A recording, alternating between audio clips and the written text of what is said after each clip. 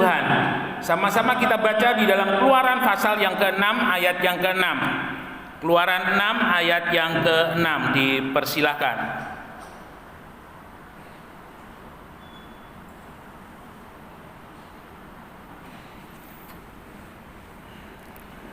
Aku akan mengangkat kamu menjadi umatku, dan aku akan menjadi Allahmu, supaya kamu mengetahui bahwa akulah Tuhan Allahmu yang membebaskan kamu dari kerja paksa orang Mesir.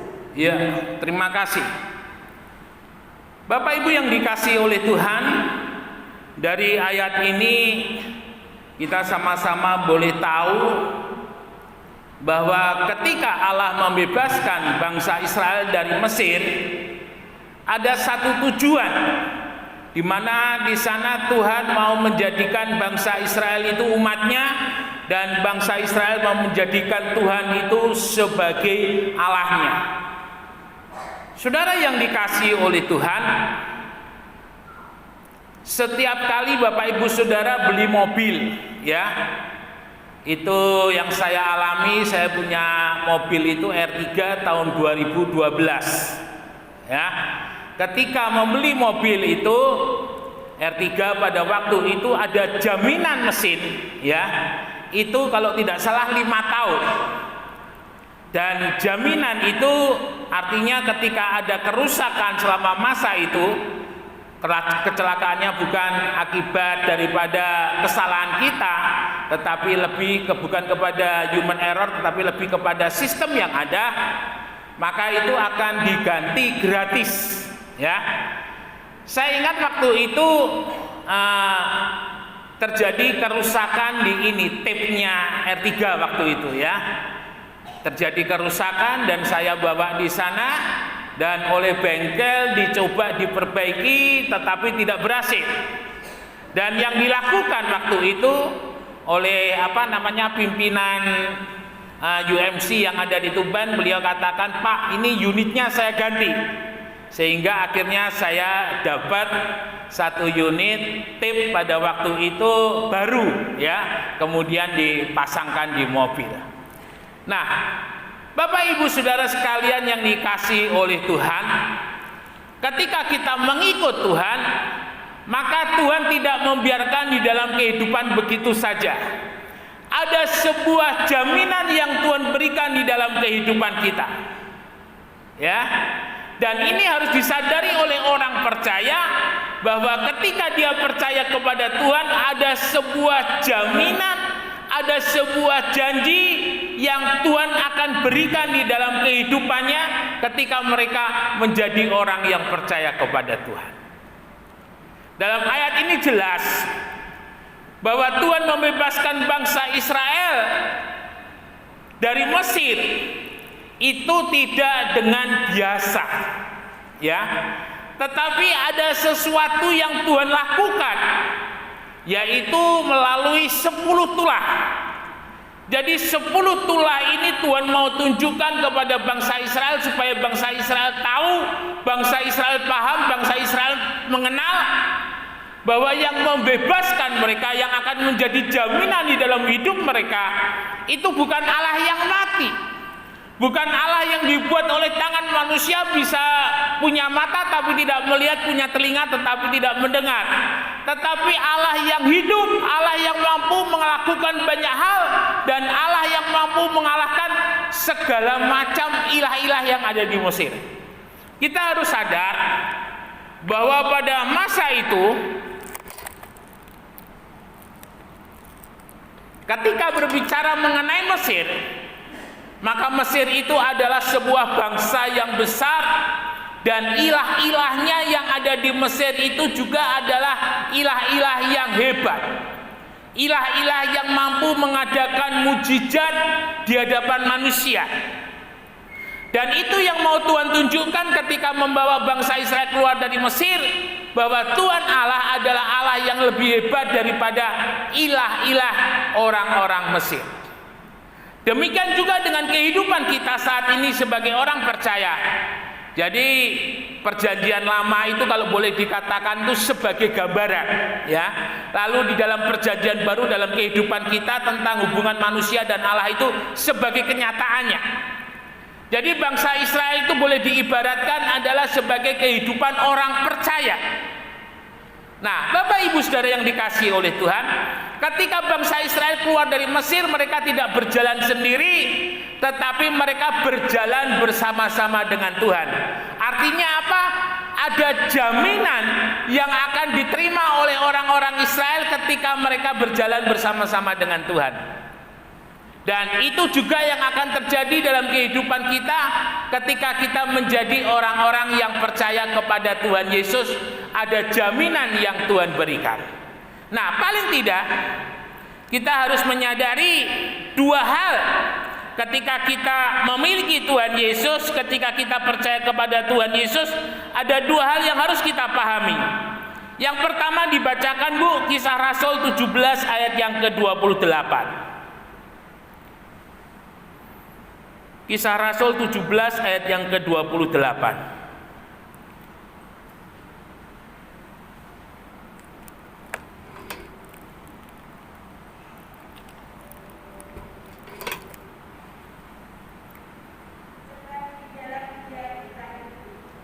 Bergerak, kita ada, seperti yang telah juga dikatakan oleh pujangga-pujanggamu, sebab kita ini dari keturunan Allah juga. Iya, terima kasih. Bapak Ibu yang dikasihi oleh Tuhan, kita harus sadar ketika Tuhan mengilhami Matius, Markus, Lukas, dan Yohanes untuk menulis kitab-kitab Injil mereka, itu ditulis bukan tanpa tujuan, tetapi Injil ditulis dengan tujuan supaya generasi-generasi orang percaya sesudah generasinya rasul-rasul, mereka boleh tetap mengetahui dan mengimani apa yang dituliskan oleh para rasul-rasul dalam Matius, Markus, dan Lukas, dan Yohanes. Ya.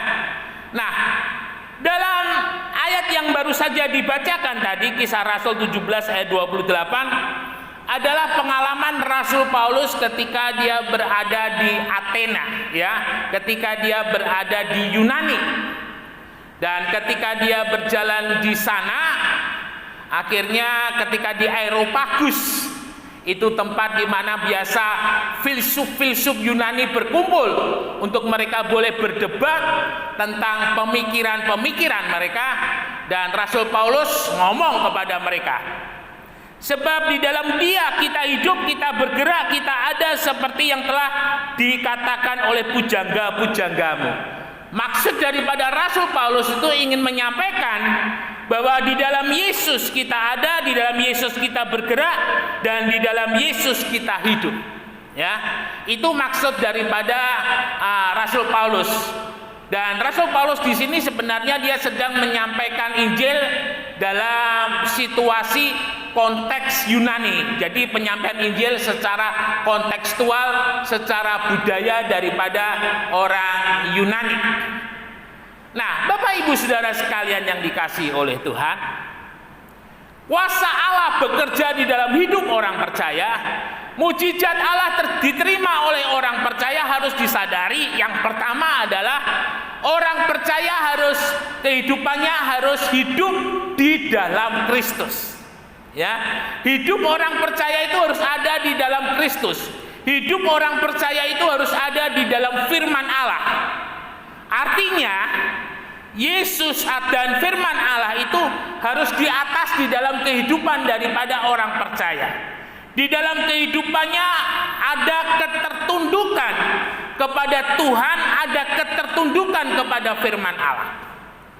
Seperti kutipan khotbah Bapak Billy Lantang, Pastor Billy Lantang yang saya sampaikan beberapa waktu yang lalu, ketika di sebuah pantai ada seorang penjaga pantai yang sedang melihat dari jauh seseorang yang hampir tenggelam.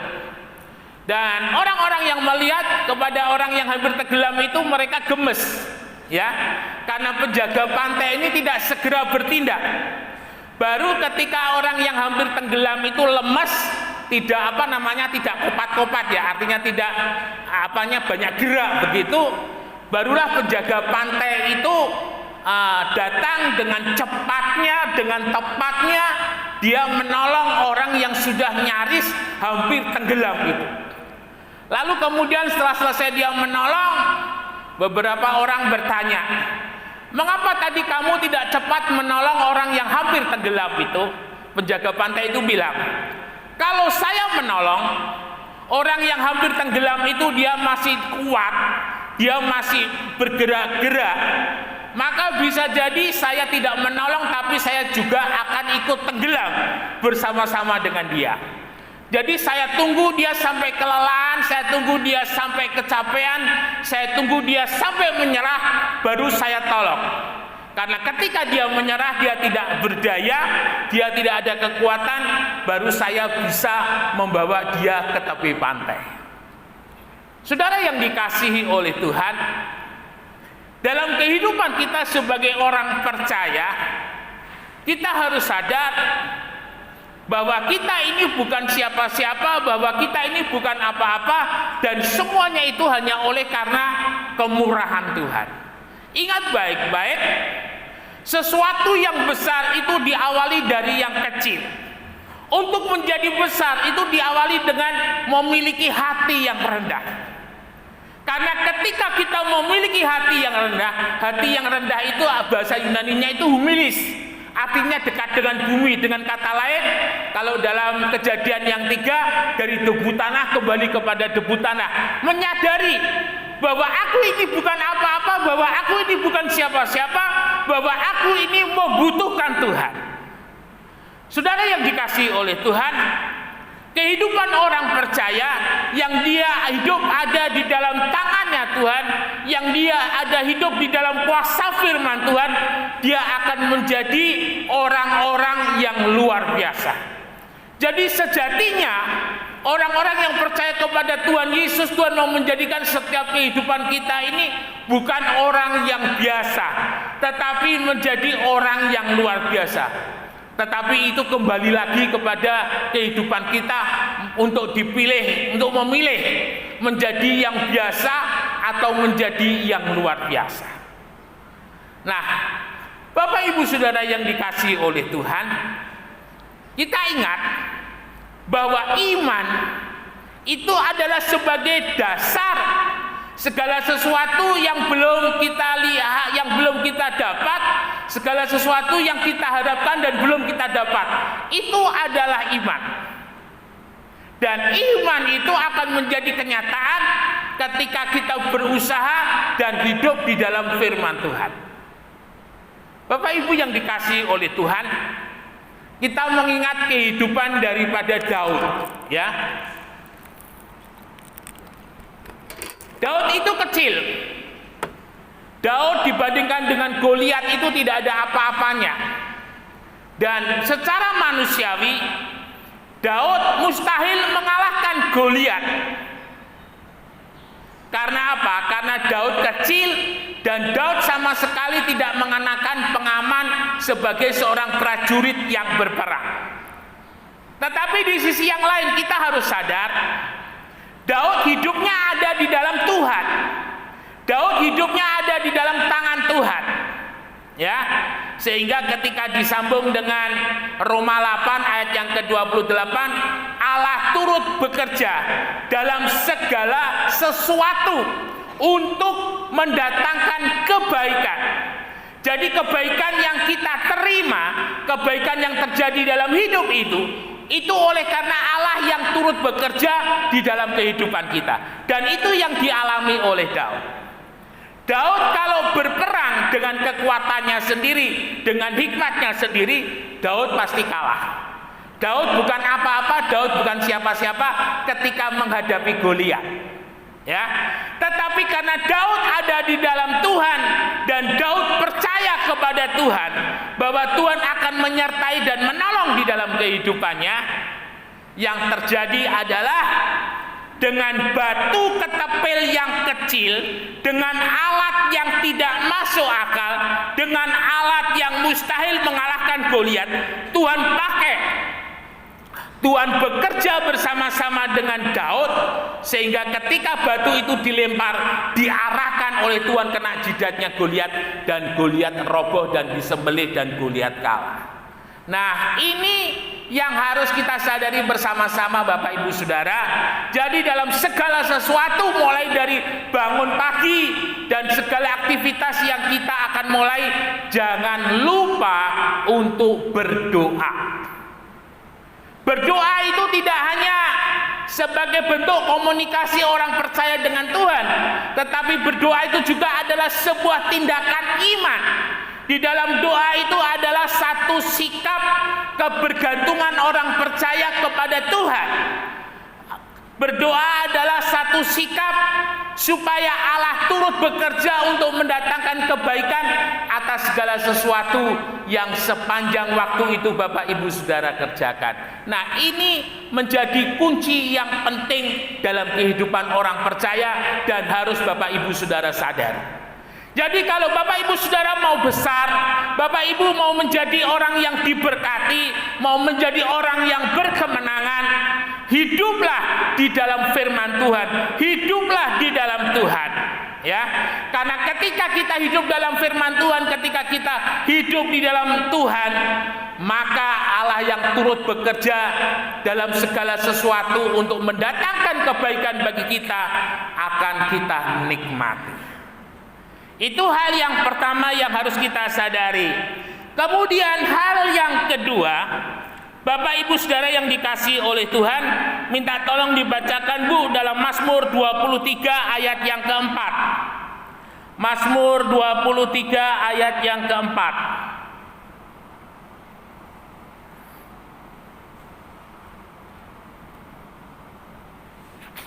Sekalipun aku berjalan-jalan, aku tidak takut bahaya, sebab Engkau besertaku. Gadamu dan tongkatmu itulah yang menghibur aku. Ya. Dalam Matius pasal yang pertama, malaikat memberitahu kepada Maria bahwa bayi yang dikandung dan yang akan dilahirkan dari Roh Kudus itu harus diberi nama Yesus, karena dia yang akan menyelamatkan umatnya. Lalu kemudian dalam ayat yang ke-23, Yesus itu juga disebut sebagai Immanuel, Allah yang beserta dengan kita. Nah, Bapak Ibu yang dikasihi oleh Tuhan, kehidupan kita itu seperti Mazmur 23 ayat yang keempat. Kehidupan yang paling sulit, kalau boleh saya katakan, dalam terjemahan baru di sana dikatakan berjalan dalam lembah kekelaman. Lalu bahasa Indonesia masa kini dikatakan lembah gelap. Lalu di dalam terjemahan Indonesia literatur terjemahan yang ketiga, lembah bayang-bayang maut. Di Bajawa, di Flores, itu ada satu tempat namanya Wolobobo, ya. Jadi tempat itu bagus sekali, seperti di Toraja. Kalau kita foto di sana lagi dapat cuaca yang bagus, itu seolah-olah kita sedang duduk di atas awan. Itu di Wolobobo. Dan di Wolobobo itu ada sebuah cekungan yang dalam, dan konon cekungan itu adalah bekas ledakan gunung berapi yang terjadi beratus-ratus tahun yang lampau. Dan saya melihat cekungan yang besar itu, kalau ada orang yang masuk di sana, dia nggak bisa apa-apa. Mungkin itu kalau dari atas dalamnya lebih dari 50 meter ya, mungkin bisa sampai 75, mungkin sampai 100 meter. Jadi lubangnya itu besar dan dalam sekali. Nah, lembah kekelaman itu seperti itu, ya. Jadi Bapak Ibu Saudara bayangkan ketika terperosok di satu lubang yang mungkin dari daratan itu 100 meter, Bapak Ibu Saudara nggak bisa apa-apa.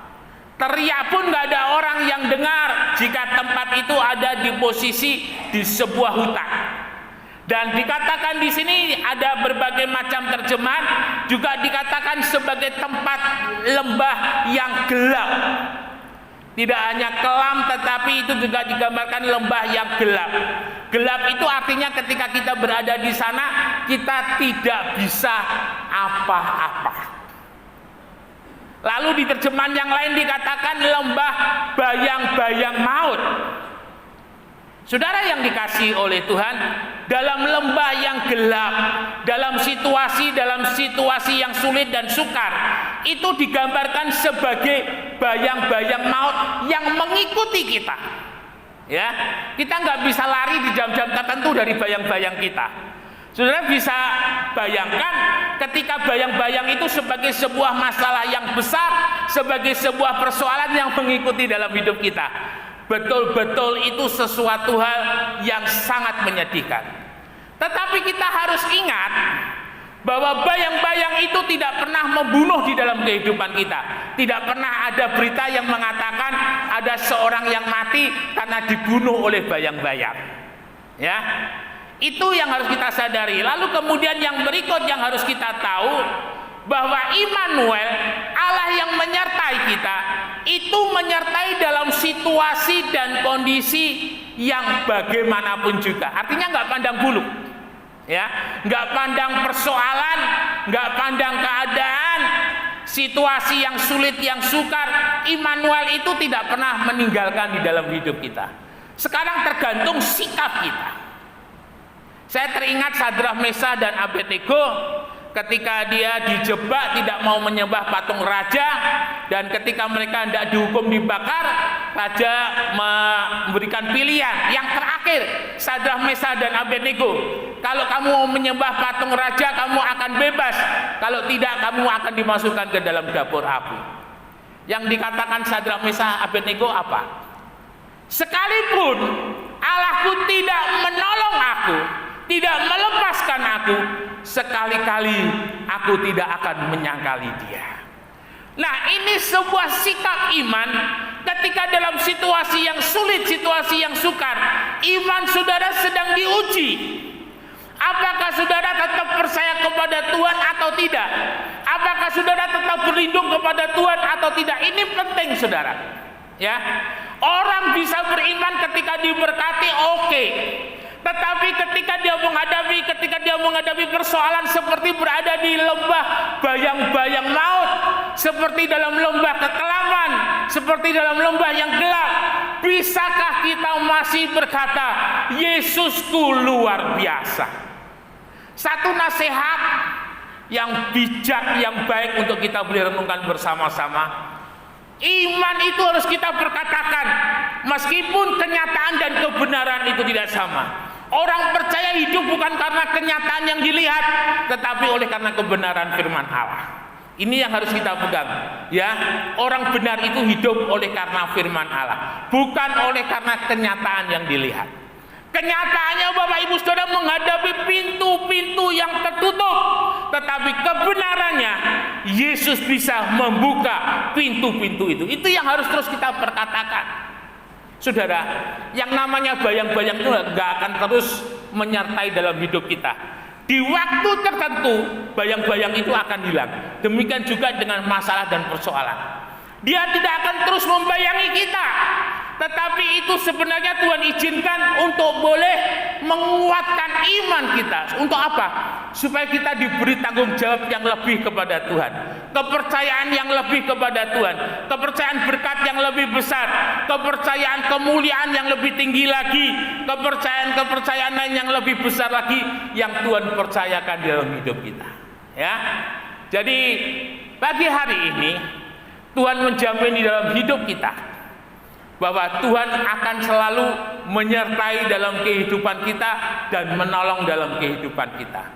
Jadi jangan pernah menyerah dengan apapun yang kita hadapi.